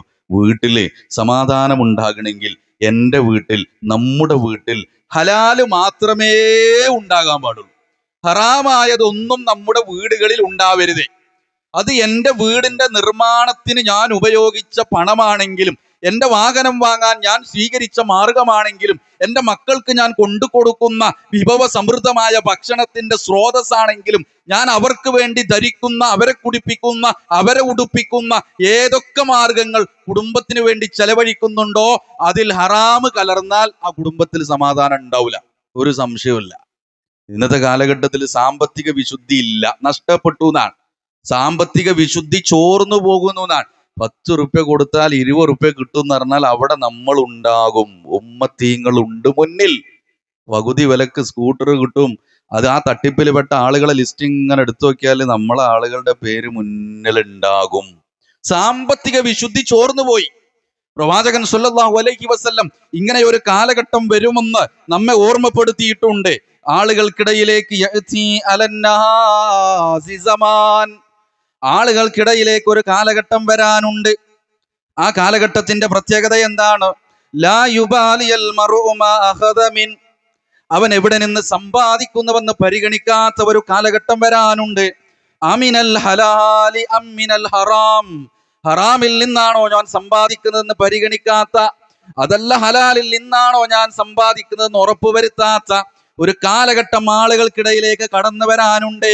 ആ കാലഘട്ടം എത്തിയിട്ടില്ലേ എന്ന് തോന്നിപ്പോകാൻ. ഇനിയിപ്പോ ആരെ പറ്റിച്ചിട്ടായാലും വേണ്ടിയില്ല, ആരെ വഞ്ചിച്ചിട്ടായാലും വേണ്ടിയില്ല, എന്തൊക്കെ ചെയ്താലും വേണ്ടിയില്ല, എൻ്റെ പോക്കറ്റ് വീർപ്പിച്ചാൽ മതി എന്ന ചിന്ത ആളുകൾക്കിടയിലേക്ക് കടന്നു വന്നുകൊണ്ടിരിക്കുന്നു. ഇത് നമ്മുടെ കുടുംബങ്ങൾക്കിടയിലേക്ക്, നമ്മുടെ വീട്ടിലേക്ക് വന്നാൽ, എൻ്റെ വീട് വെച്ചത് പലിശക്ക് എൻ്റെ ഭാര്യയുടെ പണ്ടം പണയം വെച്ചിട്ടാണ് എങ്കിൽ, അല്ലെങ്കിൽ ലോൺ എടുത്തിട്ടാണ് എങ്കിൽ, അന്യനെ വഞ്ചിച്ചിട്ടാണ് എങ്കിൽ, പൂഴ്ത്തിവെപ്പും കരിഞ്ചന്തയും കൊള്ളലാഭവും നടത്തി മറ്റൊരാളുടെ അന്യന്റെ 1 രൂപ പോക്കറ്റിൽ ഇട്ടിട്ടാണെങ്കിലും ശരി, വർഷങ്ങളോളം വിദേശ രാജ്യത്ത് ജോലി ചെയ്ത് ഞാൻ സമ്പാദിച്ചതിൽ 1 റിയാൽ അത് അന്യന്റെ മുതലുണ്ടെങ്കിൽ, അനധികൃതമായുണ്ടെങ്കിൽ, അത് നമ്മുടെ വീടിന്റെ മണൽച്ചരികളിൽ എവിടെയെങ്കിലും ഉണ്ടെങ്കിൽ, ആ വീട്ടിൽ നിന്ന് പ്രിയപ്പെട്ടവരെ സമാധാനം ഉണ്ടാവൂല. ഇല്ല. ആർക്കാ പലിശന്റെ ഇടപാടൊക്കെ ഒന്നും ഇല്ലാത്ത? ഇവിടെ ഇരുന്ന് ആലോചിച്ചു. പലിശന്റെ ഇടപാടില്ലാത്തവരാരാ? ബാങ്കില് ലോൺ എടുക്കാത്തോലും പണ്ടം കൊണ്ടേ പണയം വെക്കാത്തോലൊക്കെ ആരാ? നമുക്ക് പറയാൻ ഒരുപാട് ന്യായങ്ങൾ ഉണ്ടാവും. അത് ഇന്ന ആളെങ്ങനല്ലേ, ഇന്ന ആൾ അവിടെ അല്ലേ, അയാൾ ലോൺ എടുത്തിട്ടല്ലേ, ഇയാള് ആ സ്ഥലം വാങ്ങിയത് അങ്ങനല്ലേ, കുട്ടീനെ സ്കൂളിൽ കയറ്റിയത് പണ്ടം പണയം വെച്ചിട്ടല്ലേ എന്നൊക്കെ പറയാൻ നമുക്ക് ന്യായങ്ങൾ ഉണ്ടാവും. പക്ഷേ വലിയ ഗൗരവത്തോടുകൂടി ഇസ്ലാം സംസാരിച്ചിട്ടുള്ള വിഷയമാണ്. നോക്കൂ നിങ്ങൾ, ഇവിടെയാണ് അനസ് ബിൻ മാലിക് റളിയല്ലാഹു അൻഹു താബിഈകളായ ചില ആളുകൾ ഇങ്ങനെ അവരോട് പറഞ്ഞ ചില വാക്യങ്ങളുണ്ട്. സ്വഹാബികൾ എന്ന് പറഞ്ഞാൽ പ്രവാചകൻ സല്ലല്ലാഹു അലൈഹി വസല്ലമയെ കണ്ടവർ. ഈ സ്വഹാബാക്കളെ കണ്ടു വളർന്നവരാണ് താബിഈകൾ. ഈ താബിഈകളായ ആളുകളോട് അനസ് ബിൻ മാലിക് റളിയല്ലാഹു അൻഹു പറയുന്ന ചില വാചകങ്ങളുണ്ട്. ഇന്നക്കും ലതഅമലൂന അഅമാല, നിങ്ങളൊക്കെ ചില പ്രവർത്തനങ്ങൾ, നിങ്ങളൊക്കെ ചില കർമ്മങ്ങൾ ചെയ്യുന്നത് കാണുന്നുണ്ട്. ഹിയ അദഖു ഫീ അഅയുനികും മിനശ്ശഗ്രി, നിങ്ങളുടെ കണ്ണുകളിൽ അത് മുടിനാര് പോലെ നിസാരമാണ്. അതൊന്നും നിങ്ങൾക്കൊരു പ്രശ്നമല്ല. അതൊക്കെ ഒരു മുടിനാമ്പ് പോലെ നിങ്ങൾ നിസാരമായി കാണുന്ന പ്രവർത്തനങ്ങളാണ്. ഇൻ കുന്നാ ലനഉദ്ദുഹാ അലാ അഹ്ദിൻ നബി സ്വല്ലല്ലാഹു അലൈഹി വസല്ലം മിനൽ മൂബിഖാത്ത്, ഞങ്ങളൊക്കെ പ്രവാചകൻ സ്വല്ലല്ലാഹു അലൈഹി വസല്ലം മിനൽ ബൈത്തി, ഒരു വീട്ടിൽ നിന്ന് പിശാച് പേടിച്ചോടും. പിശാച് പോകുന്നല്ല പറഞ്ഞേ, ഫറ എന്ന് പറഞ്ഞാലേ പേടിച്ചോട്. സിംഹത്തിന്റെ മുന്നിൽ നിന്ന് ഒരു മാൻപേട ഓടുന്നതിനാ ഫറാന്ന് പറയാ, പേടിച്ചോടും. ആ വീടിന്റെ പ്രത്യേകത എന്താണ്? അല്ലദീ തുഖ്റഉ ഫീഹി സൂറത്തുൽ ബഖറ, സൂറത്തുൽ ബഖറ പാരായണം ചെയ്യുന്ന വീടാണ്. ആ വീട്ടിൽ നിന്ന് പിശാച് പേടിച്ചോടുമെന്നാണ്. നമ്മുടെ വീട്ടിൽ നിന്ന് പിശാച് പേടിച്ചോടുന്നുണ്ടോ? ഇരുന്നാലോചിച്ചോളി. ഖുർആനിന്റെ ഓത്ത് വീട്ടുന്നുണ്ടോ? ഉമ്മാരൊക്കെ ചിലപ്പോൾ ഓതുണ്ടാവും. ഞാൻ അടക്കമുള്ള നമ്മൾ ആണുങ്ങൾ, പുരുഷന്മാർ, കുട്ടികളൊക്കെ ഒന്ന് ഇരുന്ന് ആലോചിക്കുക. ഞാൻ പെരീന്ന് ഇപ്പൊ ലാസ്റ്റ് ഓതിയ സൂറത്ത് ഏതാ? ഞാൻ വീട്ടിൽ നിന്ന് അവസാനമായിട്ട് ഓതിയത് ഏതാ? ഉമ്മാരും ആലോചിച്ചോളൂ. എൻ്റെ ഭർത്താവ് അല്ലെങ്കിൽ എൻ്റെ കുട്ടി വീട്ടിൽ നിന്ന് ഖുർആൻ ഓതുന്നത് ഞാൻ കേട്ടിട്ടുണ്ടോ എന്ന് ആലോചിച്ചോളൂ. സംവിധാനങ്ങളും സൗകര്യങ്ങളും ഒക്കെ ഉണ്ടായി. വീട്ടിൽ 7 ആളുണ്ടെങ്കിൽ വീട്ടിൽ ചിലപ്പോൾ 10-13 ഖുർആനെങ്കിലും ഉണ്ടാവും. ആ ഏതെങ്കിലും ഒരു ഖുർആൻ എടുത്തിട്ട് ഓതാൻ അല്ല, നമ്മുടെ മൊബൈൽ ഫോണിലെ വിശുദ്ധ ഖുർആനിൽ ആപ്ലിക്കേഷനുകൾ കിട്ടും, അത് എടുത്തിട്ടൊന്ന് ഓതാൻ, അതെങ്കിലും എടുത്തിട്ട് ഓതാൻ പ്രിയപ്പെട്ടവരെ സമയം നമ്മൾ കണ്ടെത്തിയിട്ടുണ്ടോ എന്നാണ്. എങ്കിൽ പിശാച് നമ്മുടെ വീട്ടിൽ ഉണ്ടാവില്ല. പിശാച് നമ്മുടെ വീട്ടിലില്ലെങ്കിൽ ആ വീട്ടിൽ സമാധാനം ഉണ്ടാവും. ഇതല്ലാതെ പിശാചിനെ കുടിയിരുത്തിയാൽ ആ വീട്ടിൽ ഒരിക്കലും സമാധാനം ഉണ്ടാകാൻ പോണില്ല എന്നാണ്. അതുകൊണ്ട് വിശുദ്ധ ഖുർആനിന്റെ പാരായണം വീടുകളിൽ ഉണ്ടാവണം എന്നാണ്. പ്രിയപ്പെട്ടവരെ, അടുത്ത പോയിന്റ് എന്തെന്നറിയോ? നമ്മെക്കാൾ താഴ്ന്ന ആളുകളിലേക്ക് നമ്മൾ നോക്കണം. അല്ലാഹു സുബ്ഹാനഹു വ തആല ഈ ലോകത്തെ മനുഷ്യരെ മുഴുവൻ സൃഷ്ടിച്ചത് ഒരേ തരക്കാരായിട്ടല്ല, ഒരേ ആരോഗ്യത്തിലല്ല, ഒരേ സമ്പന്നരായി കൊണ്ടല്ല, വ്യത്യസ്തമായി പടച്ച റബ്ബ് സൃഷ്ടിച്ചു. വ്യത്യസ്തരായിട്ടാ സൃഷ്ടിച്ചു. ഇവിടെ ഇരിക്കണ ഓരോരുത്തരും ബാങ്ക് ബാലൻസ് വ്യത്യസ്ത. ബാങ്കിൽ ഒന്നും ഇല്ലാത്തവരുണ്ടാവും, നല്ലോണുള്ളവരുണ്ടാവും, ആരോഗ്യമുള്ളവരുണ്ടാവും, മക്കളെ കൊണ്ട് സമ്പന്നരായവരുണ്ടാവും, നല്ല സുഖ സൗകര്യങ്ങളുള്ളവരുണ്ടാവും. ഇവിടെ റസൂലുള്ളാഹി സ്വല്ലല്ലാഹു അലൈഹി വസല്ലം പഠിപ്പിക്കുന്നു, ഉൻദുറൂ ഇലാ മൻ ഹുവ അസ്ഫല മിൻകും, നിങ്ങളെക്കാൾ താഴ്ന്ന ആളുകളിലേക്ക് നിങ്ങൾ നോക്കണം. നമ്മെക്കാൾ താഴ്ന്ന ആളുകളിലേക്ക് നോക്കുക. ഇല്ലെങ്കിൽ ഒരു സമാധാനം ഉണ്ടാവില്ല. എന്നാലേ ഈ ഇസ്ലാഹി കുടുംബത്തിലെ മലയാളത്തിൽ ഖുതുബ കേൾക്കുന്ന, പള്ളിയിലേക്ക് വരുന്ന, ഫാമിലി മീറ്റ് സംഘടിപ്പിച്ച് അതിൽ സന്നിഹിതരാകുന്ന ആളുകളുടെ കൂട്ടത്തിലൊക്കെ ഈ പ്രശ്നം ഉണ്ടാവും. നിസ്കരിക്കുന്നുണ്ടാവും, ഉണ്ട്. വീട്ടിൽ ഖുർആൻ പാരായണം ഉണ്ടാവും, ഉണ്ട്. വീട്ടിൽ നമസ്കാരം ഉണ്ട്. ഹലാലിന്റെ വിഷയത്തിലൊക്കെ ശ്രദ്ധ ഉണ്ട്. പക്ഷെ എന്നാലും ചില കശപിശകൾ ഇങ്ങനെ നടക്കാൻ. എന്താ കാരണം എന്നറിയോ? എന്താ കാരണം? നമ്മെക്കാൾ മുകളിലുള്ള ആളുകളിലേക്കാ നോക്കുക. നമ്മെക്കാൾ മുകളിലുള്ള ആളുകളിലേക്ക് നോക്കും, കമ്പാരിസൺ നടത്തും. ഇത് അപ്പുറത്ത് കണ്ടില്ലേ, ഇപ്പുറത്ത് കണ്ടില്ലേ, നിങ്ങളെ കൊണ്ടൊരു കാര്യമില്ല എന്ന തരത്തിൽ ചില സംസാരങ്ങൾ ഉണ്ടാവുന്നതാണ്. പ്രിയപ്പെട്ടവരെ, ഗ്രഹണ നമസ്കാരം കഴിഞ്ഞിട്ട് റസൂലുള്ളാഹി സ്വല്ലല്ലാഹു അലൈഹി വസല്ലം ഒരു സംസാരമുണ്ട്. അതിലൊരു സാഹചര്യമുണ്ട്. ഗ്രഹണ നമസ്കാരത്തിന്റെ സമയത്ത് പ്രവാചകൻ സ്വല്ലല്ലാഹു അലൈഹി വസല്ലം എന്ത് ചെയ്തു എന്നറിയോ? സ്വഫ്ന്ന് ഇങ്ങനെ 2 അടി മുന്നോട്ട് നിന്നു. സ്വഹാബികൾ ബാക്കിൽ നിന്ന് കാണുന്നത്. വളരെ പെട്ടെന്ന് പ്രവാചകൻ സ്വല്ലല്ലാഹു അലൈഹി വസല്ലം അതേപോലെ പിറകോട്ട് വന്നു. സലാം വീട്ടി കഴിഞ്ഞിട്ട് ചോദിക്കുന്നുണ്ട്, നല്ല പ്രവാചകരെ, സാധാരണ ഇല്ലാത്ത പോലെ നിങ്ങളൊന്ന് മുന്നോട്ട് പോണതും പിറകോട്ട് വരുന്നതും കണ്ടല്ലോ. പ്രവാചകൻ സല്ലല്ലാഹു അലൈഹി വസല്ലം പറഞ്ഞു, ഞാൻ മുന്നോട്ട് പോയത് എനിക്ക് സ്വർഗം കാണിക്കപ്പെട്ടു. ആ സ്വർഗത്തിലെ ചില ഫലക്കുഴകൾ, ചില ഫലവൃക്ഷങ്ങളെ കുറിച്ച്, ഫലങ്ങളെ കുറിച്ച് ഞാൻ കണ്ടു. ഞാൻ അതിങ്ങനെ എടുക്കാൻ വേണ്ടിയിട്ട് മുന്നോട്ട് പോയതാണ്. ആ സമയത്ത് എനിക്ക് നരകം കാണിക്കപ്പെട്ടു. ഞാൻ പിറകോട്ട് മാറി നിന്നു. എന്നിട്ട് റസൂലുള്ളാഹി സ്വല്ലല്ലാഹു അലൈഹി വസല്ലം പറയുന്നുണ്ട്, പ്രിയപ്പെട്ട സ്ത്രീകളെ, ഞാൻ നരകം കാണിക്കപ്പെട്ടപ്പോൾ ഞാൻ ഏറ്റവും കൂടുതൽ കണ്ടത് നിങ്ങളെയാണ്. കാരണവും ചേർത്തു പറഞ്ഞു, ബികുഫിരിഹിന്ന, അവരുടെ നിഷേധം കൊണ്ടാണ്. ചോദിച്ചു എന്നാണ്, അള്ളാഹിനെ നിഷേധിച്ചിട്ടാണോ? അള്ളാഹുവിനെ നിഷേധിച്ചിട്ടാണോ? അല്ലവ തക്ഫുർനൽ അശീർ, ഭർത്താക്കന്മാരെ നിഷേധിച്ചതിന്റെ പേരിലാണ്. എന്നിട്ടൊരു വാക്യം ഇങ്ങനെ പറഞ്ഞു, ചില സ്ത്രീകൾ പറയുന്നതാണ്. ഇവിടെ ഉള്ളവർ ആരും അങ്ങനെ പറയില്ല, എന്നാൽ ചില ആളുകൾ പറയുന്നതാണ്. അത് നമ്മുടെ ഭാഷയിലേക്ക്, മലയാളത്തിലേക്ക് മാറ്റി എന്തറിയോ? നിങ്ങളുടെ കൂടെ കൂടിയിട്ട് എനിക്കൊരു നന്മയും കിട്ടിയിട്ടില്ല എന്ന് ചിലര് പറയുന്നാണ്. അത് പറയുമ്പോൾ അവൾ ധരിച്ചത്, അവൾ ഉടുത്തത്, അവൾ കഴിച്ചത്, അവളുടെ എല്ലാം അവൻ്റെതാ. എന്നിട്ടും പറയും, നിങ്ങളൊപ്പം കൂടിയിട്ട് എനിക്കൊന്നും കിട്ടിയിട്ടില്ല. ഈ ഒരൊറ്റ വാക്യത്തിന്റെ കാരണത്താൽ നരകത്തിൽ ഏറ്റവും കൂടുതൽ സ്ത്രീകൾ പ്രവേശിക്കപ്പെടുന്നു എന്ന് റസൂലുള്ളാഹി സ്വല്ലല്ലാഹു അലൈഹി വസല്ലം പറഞ്ഞതാണ്. പ്രിയപ്പെട്ടവരെ, ഇത് പലപ്പോഴും എന്താ സംഭവിക്കറിയോ? ഭർത്താവിന് പരിപൂർണമായ സപ്പോർട്ട് കൊടുക്കേണ്ട സമയത്ത് ചിലപ്പോൾ പറയും, നിങ്ങൾ എത്ര കാലമായി ആ പീഡിയ റൂം ഇട്ടിട്ട്, വല്ല മെച്ചമുണ്ട്? നിങ്ങൾ എത്ര കാലമായി ആ ഓട്ടോറിക്ഷ തിരിച്ച്, നിങ്ങൾ രാവിലെ കുപ്പായം മാറ്റി പോകാൻ തുടങ്ങിയിട്ട് എത്ര കാലമായി? അപ്പുറത്തേക്ക് നോക്കി, അയാൾ ഇപ്പൊ തുടങ്ങിയിട്ടുള്ളൂ, ഓല അവിടെ തുടങ്ങി, പുറത്ത് ബിസിനസ് തുടങ്ങി, ആ ചെറുക്കപ്പാണ് പോയിട്ടുള്ളൂ. ഗൾഫിൽ ചെന്ന് കാറ് വാങ്ങി, ഇവിടെ വാങ്ങി, അങ്ങോട്ട് നോക്കി, ഓലെ ഗേറ്റ് നോക്കി, ഓലെ പെയിന്റ് നോക്കി, ഓലെ മുറ്റം നോക്കി എന്നൊക്കെ പറയാനുണ്ടാവും. ഇവിടെ ശരിക്ക് ഈ താരതമ്യം നമ്മെ കൊണ്ടെത്തിക്കുന്നത് സമാധാനമില്ലായ്മയിലേക്കാണ്. ആ ഹദീസിന്റെ ബാക്കി ഭാഗത്ത് പറയാൻ വലാ തൻളുറൂ ഇലാ മൻ ഹുവ ഫൗഖകും വലാ തൻളുറൂ, നിങ്ങൾ നോക്കിപ്പോകരുതേ, നിങ്ങൾ നോക്കരുതേ എടുക്കുന്നത് നിങ്ങളെക്കാൾ മുകളിലുള്ളവരിലേക്ക് നോക്കരുതേ. നമ്മുടെ വീടിനെ പറ്റി മാത്രം ആലോചിച്ചാലേ അവനാന്റെ വീടിനെ പറ്റിയാവും എനിക്ക് എല്ലാ നിലക്കും സമാധാനമുള്ളൊരു വീട് കിട്ടിയെന്ന് ആർക്കും തോന്നൂല. 3000 സ്ക്വയർ ഫീറ്റ് ഉള്ള വീട് കിട്ടിയോനിക്കും മനസ്സിൽ എന്തേ കാര്യം എന്നറിയോ, ഇത് ശരിയായില്ല, അതെ ആ മാർബിൾ അന്ന് എടുത്തത് ഒരു ഗുജറാത്തിൽ നിന്ന് കൊടുന്നത് ശരിയായില്ല, ഞാൻ പോയിട്ടില്ല, അതിന്റെ കുഴപ്പ പേരന്റെ കുടിരിക്കൽ കഴിഞ്ഞിട്ട് 15 കൊല്ലായി, ഇന്നും മൂപ്പരാൾ ചെരുപ്പിട്ട് ഇറങ്ങുമ്പോൾ പറയും മാർബിൾ ശരിയായിട്ടില്ല, അത് അന്ന് ശരിയായിട്ടില്ല, കാർ പോർച്ച് ഇപ്പുറത്താ വേണ്ടീന്, ഇപ്പൊ എന്തായത് മറ്റേ പോസ്റ്റിന്റെ ലൈന് വന്നിട്ട് ഇവിടെ വീണത്, അതവിടെ ആ കല്ല് ശരിയായില്ല, റിമോട്ടിന്റെ ഗേറ്റ് ഇല്ല, മറ്റവർക്ക് റിമോട്ടിന്റെ ഗേറ്റ് ഉണ്ട്, മുന്നിൽ കല്ല് വിരിച്ചത് ശരിയായിട്ടില്ല, അത് അങ്ങനെ ഇത് ഇങ്ങനെ ഇവിടെ ഇങ്ങനെ വെക്കണ്ടി, ഈ പരാതി തീരൂല. ഒരു 3000 സ്ക്വയർ ഫീറ്റ് ഉള്ളവന്റെ വീടും ഒരു ഓടുള്ള വീടുള്ളവൻ ആഗ്രഹിക്കുന്നവരും എന്നും അടിച്ചു വരുന്നു, അതിമന്ന് ഓരോന്ന് കൊഴിഞ്ഞാട്. ഒരു വാർപ്പുള്ള പേരുണ്ടെങ്കിൽ, ഒരു ടെറസിന്റെ വീടുണ്ടെങ്കിൽ, ടെറസുള്ള വീട് അഥവാ വെച്ചെന്താലോചിക്കും എന്തോ ഒരു ചൂടാ. പണ്ട് ഓടും പേരയിലാണെങ്കിൽ ഒരു കുഴപ്പമുണ്ടായിരുന്നില്ല, എങ്ങനെയെങ്കിലും ഇതിന്റെ മോൾക്കും കൂടി ഒന്ന് സെറ്റപ്പ് ആക്കാൻ പറ്റിയെങ്കിൽ ഇത് ആലോചിക്കുക. ഈ ചിന്ത മാറൂല. എന്താ കാരണം? അയലോക്കത്തേക്കാ നോക്കണേ. കൊല്ലം കഴിഞ്ഞാൽ 2 നില വീടുണ്ടാക്കി അതിന്റെ മുകളിൽ ഓട് വെച്ചിട്ടില്ല.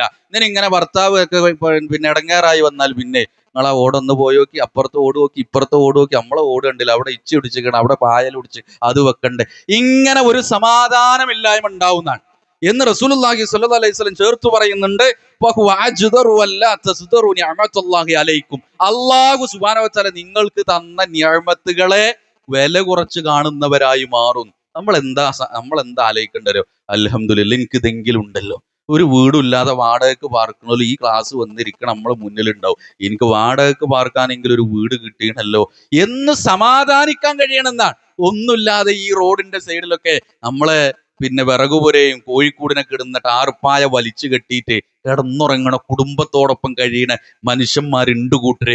ഒന്നുമില്ല, റോഡ് സൈഡിൽ ഒന്നുമില്ലാതെ ഒരു കീറിയ പുതപ്പ് മാത്രം പുതച്ച് ജീവിതത്തെ കൊണ്ടുപോകുന്നവരുണ്ട്.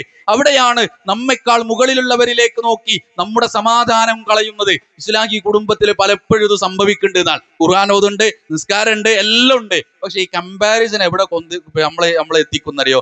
സമാധാനം ഇല്ലാത്തൊരവസ്ഥയാണ്.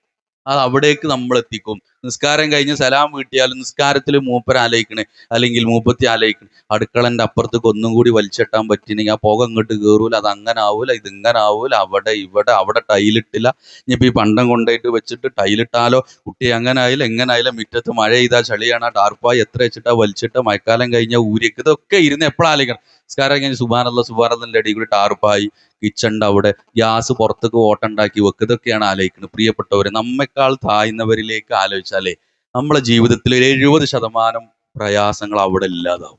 നമ്മളത് ആലോചിക്കണമെന്നാണ് പ്രിയപ്പെട്ടവരെ. അടുത്ത പോയിന്റ് എന്തറിയോ? നമ്മുടെ വീടുകളില് നമ്മൾ ഇന്ന് പ്രോഗ്രാം കഴിഞ്ഞ് ഇങ്ങനെ പോകുമ്പോൾ നമ്മുടെ വീടിന്റെ ഒരു ഭാഗത്ത് നിന്ന്, അടുക്കള ഭാഗത്ത് നിന്ന് ഒരു തീ കത്തിപ്പിടിച്ചു വരുന്നതാണ് നമ്മൾ കാണുന്നതെങ്കിൽ അള്ളാഹു സുബ്ഹാനഹു വ തആല അത്തരം പരീക്ഷണങ്ങളിൽ നമ്മെ കാത്തു സംരക്ഷിക്കുമാറാവട്ടെ. ഇങ്ങനെ ഒരു കാഴ്ച കണ്ടാലേ നമ്മൾ എങ്ങനെ പ്രതികരിക്കുക? നമ്മൾ ചിലപ്പോൾ അടുക്കളയിൽ നിന്ന് വർത്താനം പറയുമ്പോൾ അപ്പുറത്തെ ആൾക്കാർ കേൾക്കും കരുതിയിട്ട് വല്ല വർത്താനം പറയും. ആരെങ്കിലും സൗണ്ട് പറയല്ലേ വല്ല സംസാരിക്കുക. ഇങ്ങനെ ഒരു കാഴ്ച കണ്ടാൽ ആർത്ത് വിളിക്കും. നമ്മൾ വിളിക്കും. ആരൊക്കെ വിളിച്ചു കരയാൻ പറ്റും അവരൊക്കെ വിളിക്കും. ആണുങ്ങളാണെങ്കിൽ ചിലപ്പോൾ എന്ത് ചെയ്യുന്നവരോ ഓടിവിടെ വാതിലൊക്കെ ചവിട്ടിയെടുത്ത് പൊളിക്കും. ആ ബൂട്ട് എവിടെയൊന്നും കൂടി നോക്കാൻ നേരം ഉണ്ടാവില്ല. കാരണം എന്തറിയോ? പ്രായം ചെന്ന ഉമ്മ വീട്ടിലുണ്ട്. ഉമ്മ ഈ കത്തി പിടിക്കണ തീ കത്തി വരുന്നൊന്നും മൂപ്പത്തി അറിഞ്ഞില്ല. പ്രായം ചെന്ന് മരുന്ന് മണക്കുന്ന മുറിയിൽ ഉമ്മയുണ്ട്.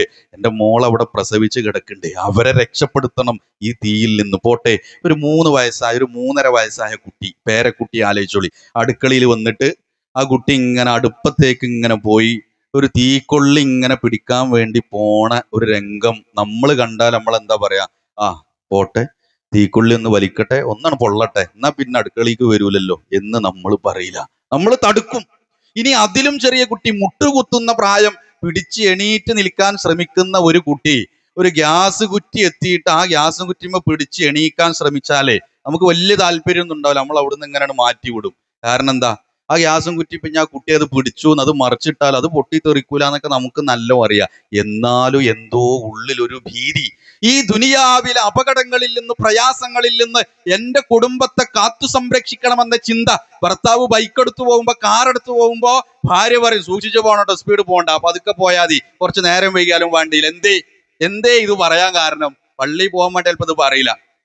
സുബൈയും കൂടി നിസ്കരിക്കാതെ മൂപ്പര് ഓഫീസിൽ പോകുമ്പോൾ നമ്മൾ പറയുന്നത് തരാം, നോക്കി പോയിക്കോളിട്ടോ, പള്ളിക്ക് പോയിക്കോളിന്ന് ഒന്ന് വിളിക്കാത്ത ഭാര്യ ഭർത്താവ് ഓഫീസിൽ പോകുമ്പോൾ നോക്കി പോയിക്കോളിട്ടോ എന്ന് പറയും. കാരണം എന്തറിയോ? മൂപ്പര് അവിടെ എവിടെയെങ്കിലും പോയി കുത്തിമറിഞ്ഞ നമ്മൾ നോക്കേണ്ടി വരും, നമ്മൾ ഇടങ്ങേറാവേണ്ടി വരും, അല്ലെങ്കിൽ അതൊരു പ്രയാസമായിരിക്കും. പരലോകത്തിന്റെ വിഷയത്തിൽ ശ്രദ്ധയില്ല. അവിടെയാണ് വിശുദ്ധ ഖുർആൻ പറയുന്നത്, യാ അയ്യുഹല്ലദീന ആമനൂ, ഓ കുടുംബക്കാരനും പരിഗണിക്കാത്ത ഒരു വിഷയം നമ്മുടെ കുടുംബത്തിലുള്ളത് എന്തറിയോ? നമ്മുടെ കുടുംബത്തിൽ ആളുകളുടെ ആദർശത്തിന്റെ വിഷയമാണ്. നമ്മുടെ മക്കളുടെ ആദർശത്തിന്റെ വിഷയ. മക്കൾക്ക് ലാ ഇലാഹ ഇല്ലല്ലാഹ് പറഞ്ഞു കൊടുക്കാൻ അയൽവാസി വന്നുകൊള്ളണമെന്നില്ല, നമ്മുടെ കൂട്ടുകാരൻ വന്നുകൊള്ളണമെന്നില്ല, കുടുംബക്കാരുണ്ടായിക്കൊള്ളണമെന്നില്ല.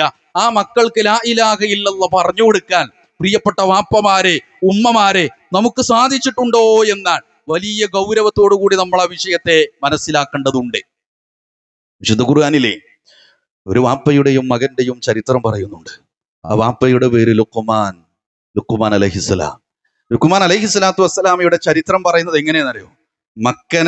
മകനെ വിളിച്ചുകൊണ്ട് ഉപദേശം നൽകുന്ന ചരിത്രം പറഞ്ഞിട്ട് ആരംഭിക്കുന്നത്, യാ ബുനയ്യ ലാ തുശ്രിക് ബില്ലാഹ് ഇന്ന ശിർക ലദുൽമുൻ അദീം.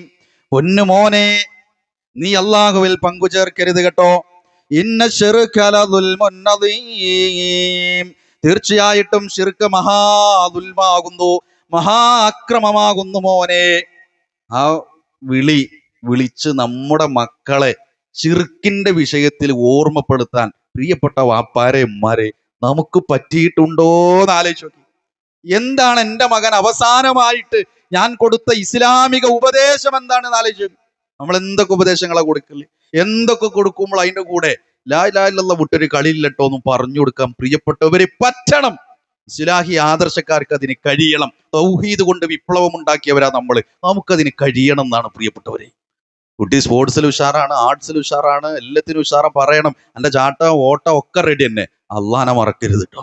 എൻ്റെ പാട്ടും ഡാൻസും ഒക്കെ റെഡി തന്നെ, അള്ളാനെ മറക്കരുതെന്ന് പറയാൻ പ്രിയപ്പെട്ടവരെ കഴിയണം എന്നാണ്. അവിടെയും മറ്റൊരു മാതൃകയുണ്ട്, യാ ബുനയ്യ എന്ന പ്രയോഗം. ഞാൻ പോലും പറഞ്ഞ എന്താ പൊന്നു മോനെ എന്ന അർത്ഥം പറഞ്ഞേ. നമുക്ക് മലയാളത്തിൽ അങ്ങനെയൊക്കെ പറയാൻ കഴിയൂ. പക്ഷേ അറബിയിലെ യാ ബുനയ്യ എന്നതിനൊരു പൊന്നുമോനെ എന്നുള്ള വിളിയിൽ ഒതുക്കാൻ കഴിയില്ല. അതിനേക്കാൾ സ്നേഹമുള്ള വിളിയാണ്, അതിനേക്കാൾ സ്നേഹമുള്ള വിളി പൊന്നുമോനെ എന്ന വിളിയിൽ ഒതുക്കാൻ കഴിയില്ല. ഇസ്ലാമികപരമായ ഉപദേശം കൊടുക്കുമ്പോൾ പലപ്പോഴും എന്തുണ്ടാവില്ല എന്നറിയാം? ഈ സ്നേഹം ഒന്നും ഉണ്ടാവില്ല. നമ്മൾ ആവശ്യത്തിന് ചിലപ്പോൾ വീട്ടിൽ ആരെങ്കിലും വിരുന്നാരൊക്കെ വന്നാൽ ആ സമയത്ത് മിച്ചർ വാങ്ങാനും ചിപ്സ് വാങ്ങാനും മോനെ പറഞ്ഞേക്കണമെങ്കിൽ മോനോട് സോപ്പിട്ടുള്ള വിളിയിലൊക്കെ എന്തുണ്ടാവും? എടാ മോനെ, എടാ അത് എന്നൊക്കെ ഉണ്ടാവും. എന്നാലോ പള്ളിക്ക് വിളിക്കുമ്പോൾ, മദ്രസക്ക് എങ്ങനെ കുട്ടികളെ വിളിച്ചല് എന്ന് ആലോചിച്ചാൽ മതി. മദ്രസക്ക് പോകാൻ കുട്ടികളെ വിളിക്കുമ്പോൾ എടാ മോനെ സ്നേഹം ഒന്നും ഉണ്ട്, നീച്ചു പോയി കഴിഞ്ഞാൽ അവിടുന്ന് വെള്ളം കൊടുത്ത് പാരുന്നേക്കാരം പറയാം, അല്ലെങ്കിൽ ഇന്ത്യക്കൊന്ന് കിട്ടുന്നവർ. പള്ളിക്ക് പോണില്ലേ എന്നാ ചോദിക്കുക, എൻ്റെ പാൻ്റ് എന്താ അങ്ങനെ ചോദിക്കുക. ഒരു സ്നേഹം ഒന്നും ഉണ്ടാവില്ല. ഇസ്ലാമിക ഉപദേശങ്ങൾ പറയുന്നിടത്തും നിർദ്ദേശങ്ങൾ കൊടുക്കുന്നിടത്തും എൻ്റെ തട്ട എപ്പോഴും അങ്ങനെയാണ് കേട്ടോ, അതൊന്നും മര്യാദ കിട്ടോണ്ടി, അതൊന്നും അല്ല. ഈ സ്നേഹത്തിലൊന്നും അത് ഉണ്ടാവില്ല. സ്നേഹത്തിന്റെ ഒരു വിളി ഇസ്ലാമിക നിർദ്ദേശം കൊടുക്കുന്നിടത്ത് ഉണ്ടാവില്ല. എത്ര കാലമായി പ്രിയപ്പെട്ടവരെ സൂറത്തുൽ ലുഖ്മാൻ നമ്മൾ മറിച്ചും തിരിച്ചു ഓതി അടച്ചു വെക്കുന്നു? എത്ര റമദാനിലാണ് നമ്മൾ വിശുദ്ധ ഖുർആൻ എടുത്ത് പാരായണം ചെയ്യുന്നത്? എത്ര തവണ സൂറത്തുൽ ലുഖ്മാനിലൂടെ നമ്മൾ കടന്നുപോയി? എൻ്റെ ജീവിതത്തിൽ ഒരൊറ്റ തവണയെങ്കിലും എൻ്റെ കുട്ടിനെ വിളിച്ചിട്ട് ലാ ഇലാഹ ഇല്ലല്ലാഹ് ആണ് ട്ടോ പ്രധാനമെന്ന് പറയാൻ പ്രിയപ്പെട്ട വാപ്പമാരെ നമുക്ക് കഴിഞ്ഞാലേ, ആ ലാ ഇലാഹ ഇല്ലല്ലാഹ് ഹൃദയത്തിലേക്കാണ് കയറിയാലേ, പിന്നെ നാട്ടിലൊരു പ്രോഗ്രാം ഉണ്ട് എന്ന് പറയുമ്പോൾ നമ്മൾ ഓനെ വിളിക്കണ്ട. ഇവിടെ കസേര ഇടാനും ഓൻ മുന്നിലുണ്ടാവും, ഇവിടെ എല്ലാ പ്രോഗ്രാമിനും ഓൻ മുന്നിലുണ്ടാവും, നമ്മളൊന്നും പറയണ്ട. ചിലപ്പോൾ ഉണ്ടല്ലോ നമ്മൾ ചില കാര്യത്തിലേക്ക് നമ്മളെ മക്കളൊക്കെ കൂട്ടിക്കൂടുന്നാലേ വരുമ്പോൾ താല്പര്യമൊന്നും ഉണ്ടാവില്ല. അവര് കേട്ട ചില വാചകങ്ങളും ചില പ്രയോഗങ്ങളും ഖുർആനിന്റെ ആയത്തും അവരുടെ ജീവിതത്തെ മാറ്റിമറിച്ചേക്കാം. ഞാൻ ഖുതുബ കഴിഞ്ഞ് ഇങ്ങനെ ഇറങ്ങുമ്പോൾ ഒരാളെങ്ങനെ പരിചയപ്പെട്ടു. ഒരിക്കൽ അദ്ദേഹം വന്നിങ്ങനെ സംസാരിച്ചു. അപ്പൊ അദ്ദേഹത്തിന്റെ സംസാര ശൈലി കേട്ടപ്പോൾ സാധാരണ ഒരു മുസ്ലിം ശൈലി അല്ല, ഒരു വ്യത്യസ്തത എനിക്ക് ഫീൽ ചെയ്തു. അപ്പൊ അതിന് മറുപടി അദ്ദേഹം തന്നെ പറഞ്ഞു, ഞാൻ ഈ അടുത്ത് ഇസ്ലാമിലേക്ക് കടന്നു വന്ന ആളാണ്, ഞാൻ ഇങ്ങനെയൊക്കെ ആയിരുന്നു. എന്നിട്ട് അദ്ദേഹം എന്നോട് പറയാൻ ശ്രമിക്കണം എന്തരോ, എങ്ങനെ ഇസ്ലാമിലേക്ക് വന്നു എന്നുള്ളതാണ്. അള്ളാഹു ഖണ്ഡനാടിയേക്കാൾ അടുത്തവനാണ് എന്ന വിശുദ്ധ ഖുർആനിലെ ഹബ്ബുലുൽ വരീദ് എന്നൊരൊറ്റ പ്രയോഗം കൊണ്ട് ആ മനുഷ്യൻ ഇസ്ലാമിലേക്ക് കടന്നു വന്നു. നമ്മൾ എത്ര കാലം ഇത് കേൾക്കണം, അള്ളാഹ് അടുത്തുണ്ട് എന്ന ചിന്തന പറഞ്ഞ് ആലോചിച്ച് പോകുക എന്നല്ലാതെ അതിനെ മാത്രം ഒന്ന് ആലോചിക്കാൻ നമുക്ക് നേരം സമയമൊന്നും കിട്ടിയിട്ടില്ല. നമ്മളെ കുട്ടികളെയും കൊണ്ട് നമ്മളിങ്ങനെ ഒരു പ്രോഗ്രാമിലൊക്കെ വന്നിരുന്നാലേ നമ്മളിങ്ങനെ കേട്ടാണ് പോവും. പക്ഷെ കുട്ടീൻ്റെ മനസ്സിൽ ചിലതൊക്കെ ഇങ്ങനെ കോറിയിട്ടിട്ടുണ്ടാകും. അത് അവന്റെ പരലോകത്തിന് നേട്ടമാവും, നമ്മുടെ കുടുംബത്തിനത് നേട്ടമായി മാറുന്നതാണ്. അതുകൊണ്ട് പ്രിയപ്പെട്ടവരെ, നമ്മുടെ വീട്ടിലുള്ള മക്കൾ എന്നല്ല ബാക്കിയുള്ളവർക്കൊക്കെ ഇൽമിയായ ദീനിയായ സാഹചര്യം നമ്മൾ ഒരുക്കി കൊടുക്കണം. നാടുകളിൽ എല്ലാവർക്കും ഇതേപോലെ വന്നിരിക്കാനുള്ള ക്ലാസ്സുകൾ സംഘടിപ്പിക്കണം. വെള്ളിയാഴ്ച ദിവസം ഭാര്യയോട് പള്ളിക്ക് പോകാൻ പറയണം, കുട്ടികളോട് പറയണം, കുട്ടികളെ ദീന് പഠിപ്പിക്കണം. അതല്ലാത്ത സംവിധാനങ്ങൾ ഉണ്ടാക്കണം. MSM നമ്മുടെ മക്കൾ ഉണ്ടോ എന്ന് ആലോചിച്ച് നോക്കി. നമ്മളെ കുട്ടിക്ക് എത്ര വയസ്സായി? എൻ്റെ കുട്ടി MSM ഉണ്ടോ? ISM മെമ്പർഷിപ്പ് ക്യാമ്പയിന് നടന്നുകൊണ്ടിരിക്കുന്നതാണ്. നമ്മുടെ 18-നും 45-നും ഇടയിലുള്ള നമ്മുടെ മക്കളോട് ചോദിക്കുക, ISM മെമ്പർഷിപ്പ് എടുത്തോ? ISM മെമ്പർഷിപ്പ് എടുത്താൽ മാസാമാസം റേഷൻ ഒന്നും കിട്ടൂല, ഒന്നും ഉണ്ടാവില്ല. എന്നാലും ആ മീറ്റിംഗ് ഉണ്ടാകുമ്പോൾ ഓനെ വിളിക്കും ഫോണിൽ ആൾക്കാർ. അപ്പൊ അവിടെ ഒന്ന് പോയിരുന്ന് 2-3 പരിപാടിക്കുണ്ട് ലോക്കായ പിന്നെ നാട്ടിലെ പ്രധാനപ്പെട്ട സ്ഥാനത്ത് ഓനുണ്ടാവും. ചോദിക്കാൻ പറ്റണം. ഇവിടെ ISM ആൾക്കാരോട് ചോദിക്കണം, മെമ്പർഷിപ്പ് കഴിഞ്ഞില്ലെങ്കിൽ ഇതാ എൻ്റെ കുട്ടീൻ്റെ നമ്പർ ഇതാണ്, ഒന്ന് വിളിച്ചു നോക്കി, ഇത് ഓനൊന്ന് ആഡ് ചെയ്തില്ല, ഞാൻ പറഞ്ഞോളാം എന്ന് പറയാൻ ഒരു ഉമ്മക്ക് പറ്റണം, ഒരു വാപ്പക്ക് പറ്റണം. MSM പ്രായമുള്ള മക്കളെ MSM മക്കൾക്ക് ഏൽപ്പിച്ചു കൊടുക്കണം. നിങ്ങളെ സമ്മേളനം വരാണ്ടല്ലോ, എൻ്റെ മോനുണ്ടാവും നിങ്ങളെ കൂടെ. ഹൈസെക് ഉണ്ടല്ലോ, പ്രോഫ്കോൺ ഉണ്ടല്ലോ, സയൻസ് ഉണ്ടല്ലോ, MSM സംവിധാനങ്ങൾ ഉണ്ടല്ലോ, അവിടേക്ക് ഇതാ എൻ്റെ കുട്ടി ഉണ്ടാകുമെന്ന് പറഞ്ഞ് നമ്മുടെ കുട്ടിയെ ചേർത്ത് നിർത്തി കൊടുക്കാൻ, സ്റ്റുഡൻസ് വിങ്ങിലേക്ക് പെൺകുട്ടികളെ ചേർത്ത് നിർത്തി കൊടുക്കാൻ പ്രിയപ്പെട്ടവരെ കഴിയണം എന്നാണ്. അതുകൊണ്ട് ഭൗതികപരമായ ഒരു നേട്ടം ഉണ്ടാവില്ല, പക്ഷെ പരലോകത്തേക്ക് മാത്രം ആ നേട്ടങ്ങൾ മാറ്റിവെക്കണമെന്നാണ്. അതുകൊണ്ട് ഈ ഒരു ശ്രദ്ധ നമ്മുടെ കുടുംബത്തിൽ ഉണ്ടാകണം. ലാ ഇലാഹ ഇല്ലല്ലാഹ് കേൾക്കാനും പഠിക്കാനുള്ള അവസരങ്ങൾ ഉണ്ടാകും. അവിടെ നമ്മൾ തേടി കണ്ടെത്തി പോകണം എന്നാണ്. ഈ നാട്ടിൽ കഴിഞ്ഞ വർഷമാണ് പള്ളി വന്നത്. കേട്ടപ്പോൾ വലിയ സന്തോഷം തോന്നി. എനിക്ക് തോന്നുന്നു ചിലപ്പോൾ ഞാനത് കണ്ടിട്ടുണ്ടാവും. വരുന്ന സമയത്ത് ഇങ്ങനെ സലഫി മസ്ജിദ് ഒരു പച്ച ആരോ മാർക്ക് ഞാൻ അങ്ങനെ കണ്ടും ചെയ്തു. അവിടെ ആണോ പള്ളി, അവിടെ ആണോ പ്രോഗ്രാം, ഞാൻ അങ്ങനെ ഏന്തി നോക്കിയിട്ട് അങ്ങനെ പോകുന്നത് വലിയ സന്തോഷമാണ്. ആ പള്ളി ഇവിടെ ഈ നാട്ടിലെ വെളിച്ചം പകരുന്നൊരു കേന്ദ്രമായി മാറണം. ഈ സംസാരം കേൾക്കുന്നവരിലെ ഈ മഹല്ലിലെ ആളുകൾ, ഈ നാട്ടിലെ ആളുകൾ, ഇതിനു വേണ്ടി പണിയെടുക്കുന്ന ആളുകൾ ഇത് തുടർത്തിക്കൊണ്ടു പോകണം. ഇതേപോലെ ആൾക്കാരെ, ഒരു ചോറും കൊടുക്കാതെ ആൾക്കാർ ഇവിടെ വരും, ഉണ്ടാവും. നമ്മളിങ്ങനെ പ്രോഗ്രാമുകൾ സംഘടിപ്പിച്ചു കൊണ്ടിരിക്കണം. അപ്പോൾ ആ നാട്ടിലും മഹല്ലിലും അതിൻ്റെ മാറ്റം ഉണ്ടാകുമെന്നാണ്. അതുകൊണ്ട് ലാ ഇലാഹ ഇല്ലല്ലാഹ്ക്ക് വേണ്ടി പണിയെടുക്കാൻ കഴിയണം. നമ്മുടെ വീടുകളിലേക്ക് തിരിച്ചു പോയാൽ അള്ളാഹുവിനെ പരിചയപ്പെടുത്തി കൊടുക്കാൻ പ്രിയപ്പെട്ടവരെ കഴിയണം. ചെറിയ മക്കൾക്കും അള്ളാഹിനെ പരിചയപ്പെടുത്തി കൊടുക്കാൻ കഴിയണം നമുക്ക്. ഇത് പലപ്പോഴും നമ്മുടെ ചെറിയ കുട്ടികളെ വിഷയത്തിലാണ്. മദ്രസിലല്ല, മദ്രസ് പോകുമ്പോൾ റെഡി ആയിക്കോളും, മദ്രസ് നിന്ന് പഠിക്കാന്ന് പറഞ്ഞു വിടലാണ്. അല്ല, ചെറുപ്പം മുതൽ മനഃപൂർവ്വം. നമ്മളെ നാട്ടിലൊക്കെ ഇപ്പൊ അങ്ങനെയൊന്നും ഞാൻ കേൾക്കലില്ല. പിന്നെ ഉമ്മാരൊക്കെ പറയും, കുട്ടികൾ ചോറും തിന്നണില്ലെങ്കിൽ അള്ളാഹു തിജ്ജിലിടും. തിജ്ജ് എന്നാണെങ്കിൽ മലപ്പുറം ഈ നിലമ്പൂർ ഭാഗത്ത് അള്ളാഹു തിജ്ജിലിടും എന്ന് പറയും. അള്ളാഹ് തീയിലിടുന്ന ഒരാളായിട്ടാണ് പരിചയപ്പെടുത്തി കൊടുക്കുക. അല്ല, അള്ളാഹുവിന്റെ അനുഗ്രഹത്തെക്കുറിച്ചും അള്ളാഹുവിനെ കുറിച്ച് പരിചയപ്പെടുത്തി കൊടുക്കാൻ കഴിയണം. ഒരു ഭക്ഷണ പദാർത്ഥം നമ്മൾ വീട്ടിലേക്ക് കൊണ്ടുവരുന്ന ഒരു പഴം, ഒരു ആപ്പിൾ ആവട്ടെ, ആ ആപ്പിൾ മുറിച്ച് കുട്ടിക്ക് കൊടുക്കുമ്പോൾ അത് കഴിക്കുമ്പോൾ രുചിയുണ്ടെന്ന് പറയുമ്പോൾ അതിൽ മധുരം നിറച്ചത് അള്ളാഹുവാണെന്ന് ആ ഒരു സാഹചര്യത്തിൽ പറയാൻ കഴിയണം. ഒരു ആപ്പിൾ ഇങ്ങനെ കൊണ്ടുവരുമ്പോൾ വലിയ ഒരു ആപ്പിൾ എടുത്തിട്ട് കുട്ടീനോട് കാണിച്ചത് എന്താ കളറ്, കുട്ടി പറയും റെഡ്, അല്ലെങ്കിൽ വേറെ ഏതെങ്കിലും കളർ പറയും. ഇതിനാരാ കളർ കൊടുത്തത്? നമുക്ക് വേണ്ടി അങ്ങനെ ചോദിക്കേണ്ട ആവശ്യമൊന്നുമില്ല. നേരെ കൊണ്ടുപോയി ഫ്രിഡ്ജിൽ വെക്കുക, ഭക്ഷണം കഴിച്ച് കഴിഞ്ഞ് എടുക്കുക, തിന്ന് അടിക്കുക, അത് മതി.